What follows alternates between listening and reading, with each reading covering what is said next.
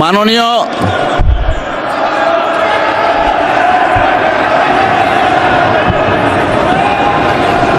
মাননীয় মাননীয় সদস্যবৃন্দ, আপনারা বসেন বসেন। মাননীয় স্বরাষ্ট্রমন্ত্রী, আপনার কোনো কথাই শুনতে পাচ্ছি না, আপনি বসেন।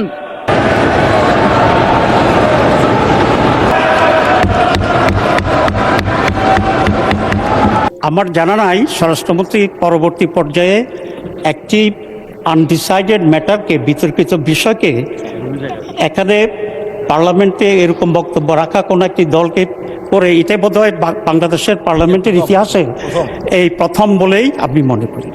এবং এটা মনে হচ্ছে আমার কাছে যে মাননীয় স্বরাষ্ট্রমন্ত্রী একটি দলকে কন্ডেম করার জন্যে ইন্টেনশনালি এটা এখানে প্রেস করেছেন। ঘটনাটা যেটা হয়েছে, আমি এখন জানতে চাচ্ছি যে জিশান এখন কোথায় আছে, এক নাম্বার। দুই নম্বর কথা হচ্ছে, এখানে কুমিল্লার পুলিশ জিশানের সাথে কারো কথা বলতে, সাংবাদিকদেরকেও দেখা করতে দিচ্ছে না। এবং যে মেয়েটার কথা বলা হয়েছে, ওই মেয়েটার সাথেও কাউকে কথা বলতে দেওয়া হচ্ছে না। তাহলে এটা কেন? এখানে কি কোনো প্লট তৈরি হচ্ছে? সেটা আজকে স্বরাষ্ট্রমন্ত্রীর বক্তব্যটা মনে হচ্ছে যে ওনারা একটা প্লট তৈরি করার জন্যেই পুলিশ এবং স্বরাষ্ট্রমন্ত্রী একই লাইনে আলোচনা করে এই কাজটি করেছে। দুই নম্বর কথা হচ্ছে, এই ধরনের এই ঘটনাটি যে ন্যাচারাল হয়েছে, এই ধরনের কোনটা সঠিক এখন এটা ডিসাইডেড হয়নি, এটার কোনো স্টেটমেন্ট আসেনি।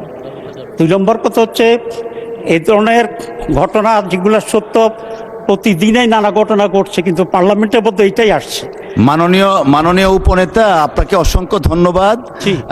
যদিও 300 বিধির উপরে কিছু বলার থাকে না, তারপরে আপনি বলেছেন, অসংখ্য ধন্যবাদ। কন্ডেম করি এবং এই ধরনের দয়া করে ঘটনা আসতে হবে। Thank you.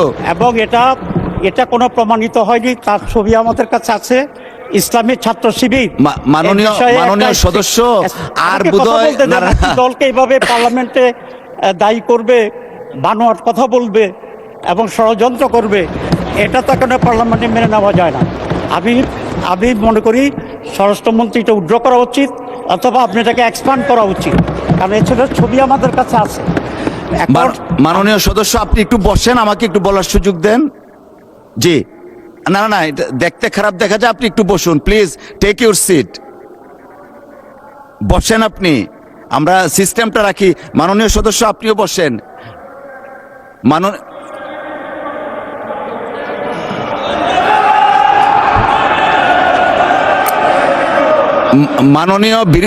মাননীয় বিরোধী দলীয় উপনেতা, আপনি দয়া করে বসুন, সবাই বসুন।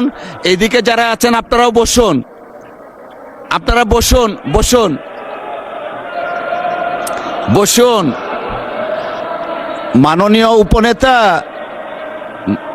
মাননীয় উপনেতা, আমি কিছু বলতে চাচ্ছি, আমাকে বলার সুযোগ দেন। সবাই বসুন দয়া করে। মাননীয় উপনেতা, আপনি বসুন, সবাইকে বসুন please, take your seat everyone. বসেন বসেন। আচ্ছা ঠিক আছে, বসেন বসেন, সবাই বসেন দয়া করে। সদস্য, আপনি বসেন। জি, মাননীয় স্বরাষ্ট্রমন্ত্রী, আপনিও বসেন, বসেন সকলেই। জি, মাননীয় সদস্য, আপনিও দয়া করে বসুন। মাননীয় সদস্যবৃন্দ, আসলে এটা আমাদের দেশের সর্বোচ্চ জায়গা, এটা আমরা সবাই দায়িত্বশীলতার পরিচয় দিব। আপনি যে কথাটা বললেন, অনেক কথা বলা হয়েছে স্বরাষ্ট্রমন্ত্রীর পক্ষ থেকে। কথা শুরু করলে আমরা অনেকে অনেক কথা বলতেই থাকি। আপনি যা বললেন সর্বশেষ এক্সপান্স করার জন্য আমরা পরীক্ষা নিরীক্ষা করে দেখব, যদি সংসদীয় রীতিনীতির বাইরে কিছু হয়ে থাকে সেটা পরবর্তীতে সিদ্ধান্ত নেওয়া হবে। সকলকে অসংখ্য ধন্যবাদ। আমরা কোনো বিতর্কে যেতে চাচ্ছি না, প্লিজ বসেন। মাননীয় সদস্যবৃন্দ, দিনের কার্যসূচি অনুযায়ী বসেন প্লিজ, বসেন বসেন। আমরা এটা কোনো আলোচনায় যাচ্ছি না, বিতর্কেও যাচ্ছি না, রুলসে পড়ে না নাশ। মাননীয় স্বরাষ্ট্রমন্ত্রী, আপনি 300 বিধিতে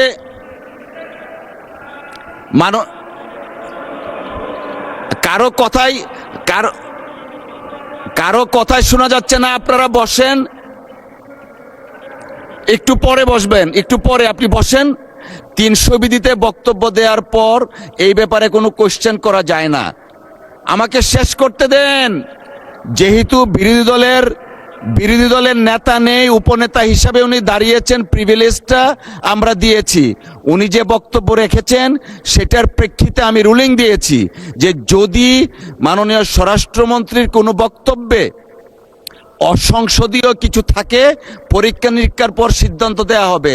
সবাই দয়া করে বসেন, আমরা দিনের কার্যসূচিতে যাচ্ছি।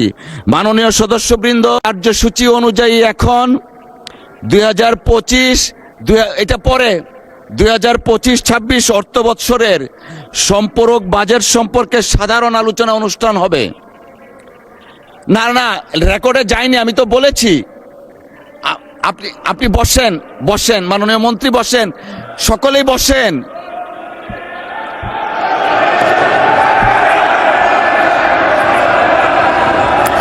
মাননীয় স্বরাষ্ট্রমন্ত্রী, কিছুই যায়নি রেকর্ডে, আপনি বসেন দয়া করে। Let us start our business.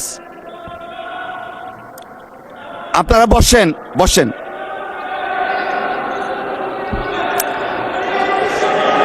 আমি রুলিং দিয়েছি।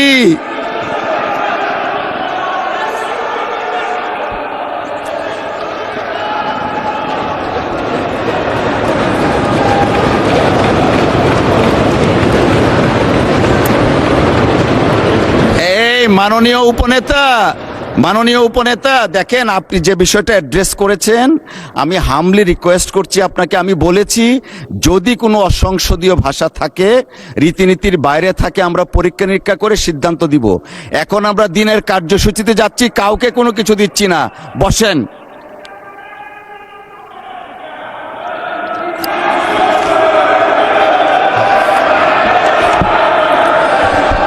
এ পর্যায়ে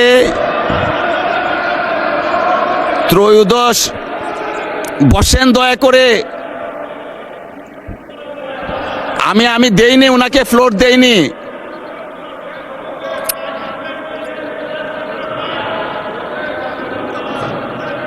জি,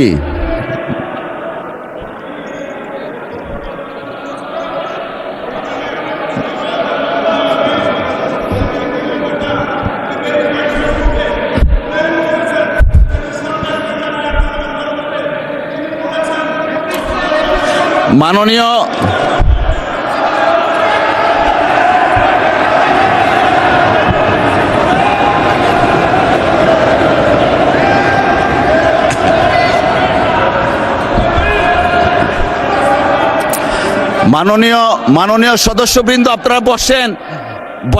মাননীয় স্বরাষ্ট্রমন্ত্রী বসেন, আপনারা বসেন।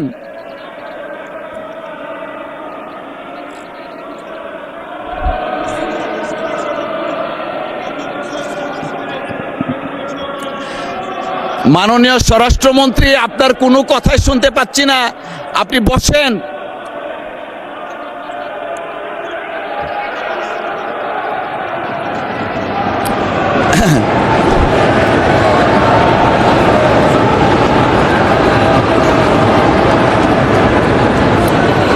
জি, মাননীয় স্বরাষ্ট্রমন্ত্রী, আপনি বসেন। ওনারাও বসবে, আপনিও বসেন।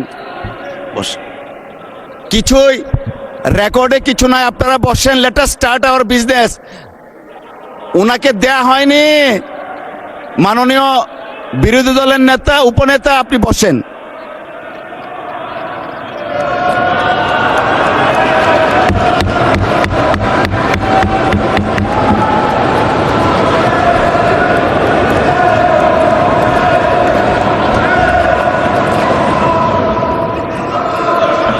অর্ডার।